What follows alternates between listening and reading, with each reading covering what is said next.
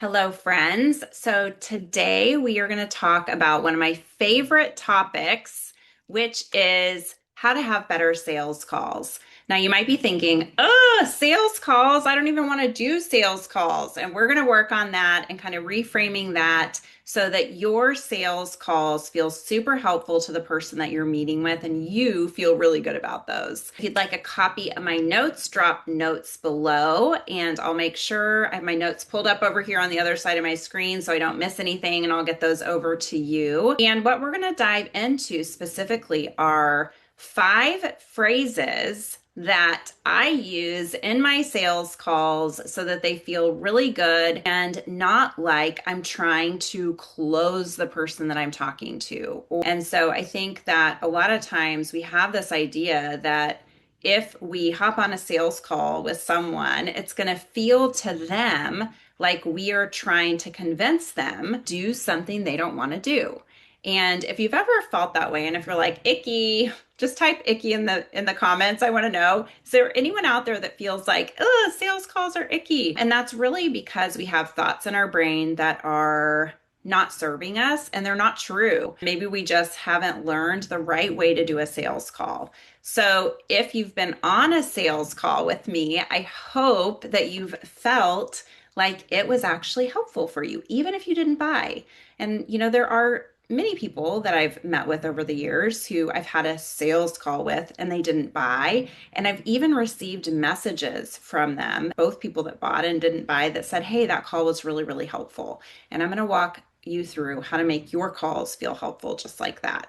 So when we think about sales can feel icky because we believe that we are here to get something from someone. But a sales call by nature is actually helping someone get clarity that they cannot get on their own. And our job as someone who is selling either a service or a product is to actually connect our thing with the problem that they have.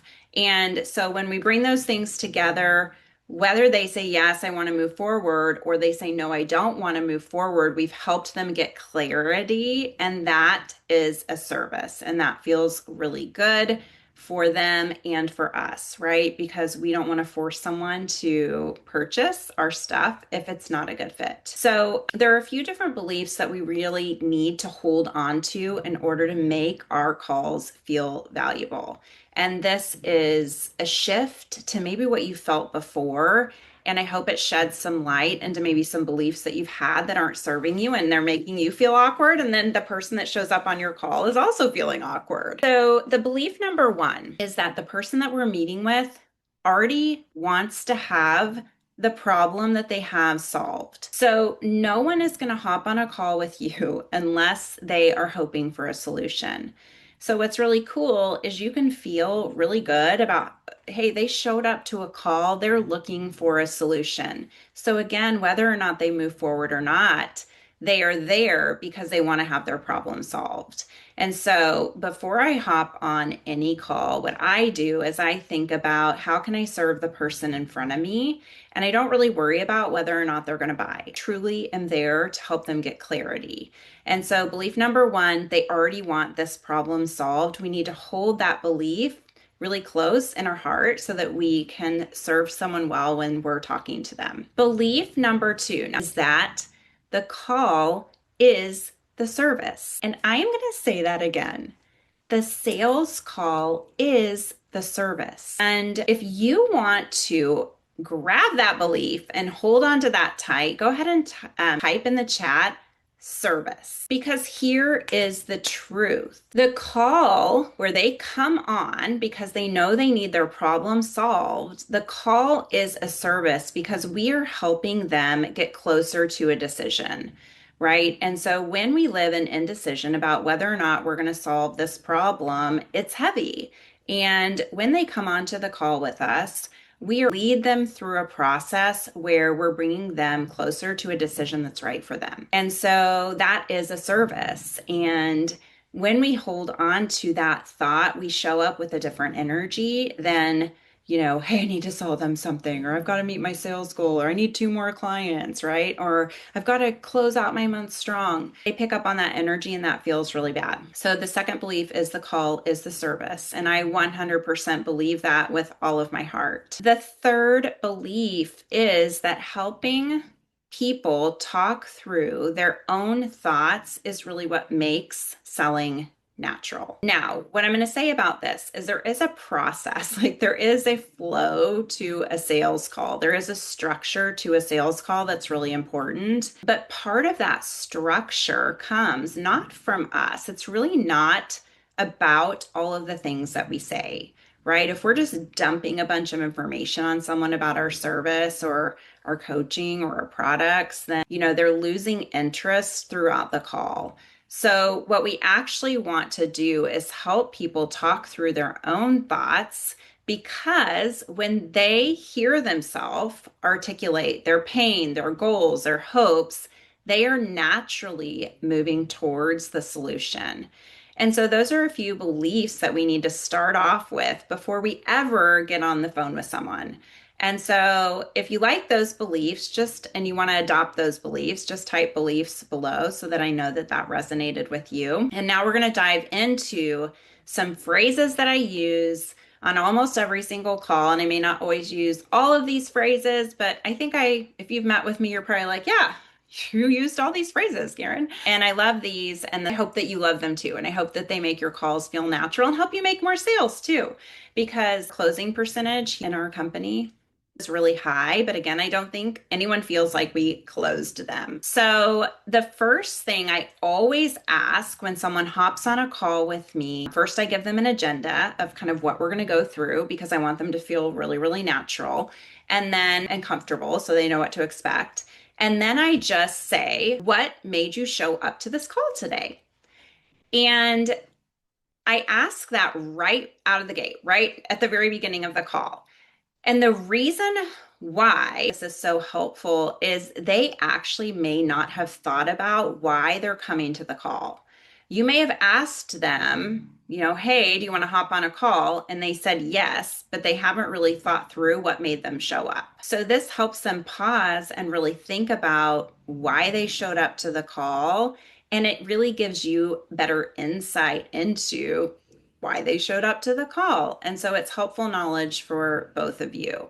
It also, from the get go, makes the call about them, right? Rather than making the call about us, this call is about them. And so, right from the very start, we're having them talk.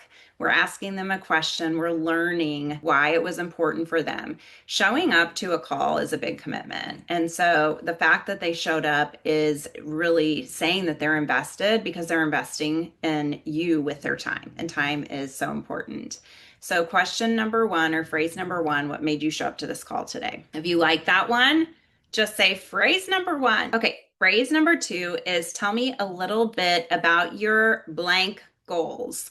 For us, we'll say, tell me a little bit about your goals for your coaching business, or tell me a little bit about your goals for your network marketing business, right? We both work with both kinds of clients. So for you, if you are a health coach, you might say, tell me a little bit about your health goals. So you're just going to fill in the blank there. But we're going to start off asking the person that we're meeting with to just share about their goals with us.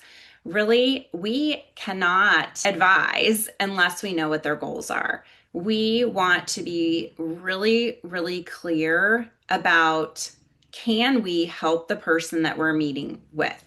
Does what we have help them solve their problems? And if we don't know what their goals are, if we don't know what they're trying to achieve, we actually can't answer that question. And so, other piece of this is, again, just like with that first phrase, when we ask them to tell us about their goals, we are asking them to think through what do they want to achieve. And that is going to also shed some light on, like, what is it going to take for them to get there, right? Can they do it on their own? And so just by asking that question, we're shedding some light on this whole picture for them. So that's the second phrase. Tell me a little bit about your blank goals. Okay, the third phrase. Now, there's some other pieces that go into this. Obviously, you can't go through the whole conversation here on this video today. That would just be way too much. But The third phrase that I like to use is it okay if I share a little bit about how we can help? Now, the reason that I ask this, you might think, well, Karen, they showed up to the call, so of course you can, tell them how you can help. But I actually, once we've had the opportunity to chat a little bit about their goals, and I also dive into their challenges, I like to ask them permission. And there's a few reasons. One, it's a micro commitment. So when they say, yeah, of course, they are giving me a micro commitment. They're saying yes, and that little yes usually leads to a bigger yes. And it's not manipulation, it's just getting their buy-in, right? The second thing is when they say, yes, it lowers their resistance and it gives me permission to proceed, and they're more likely to listen, right? So they're kind of leaning in to what I'm going to say. They're not bracing like, oh gosh, where's the pitch? Where's the pitch? Because you guys, if you've done a sales call, there's that part usually where we're like, how do I even like ask for the money? How do I even tell them about what I'm selling? It just feels so weird. And this, I promise, will take away all of that awkwardness. So, is it okay if I share how we can help? If you love that one, if that's your most favorite, say most favorite. It's my most favorite. I love that question. Of phrase number 4 is, how do you think this would help you? So, I've just told them a little bit about how we can help. And now I am asking them to tell me how what I've just presented would help them. It's, we really, so many people get this part wrong because they're trying to convince. They're trying to be like, here's how it's going to help you. Here's how it's going to solve your problems. Here's what it's going to do for you. And it's kind of like white noise.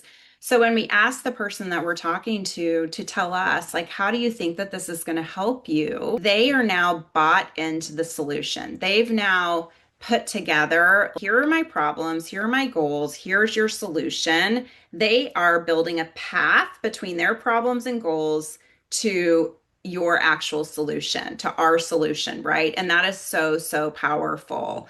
So they are really breaking down the barriers without us having to do anything.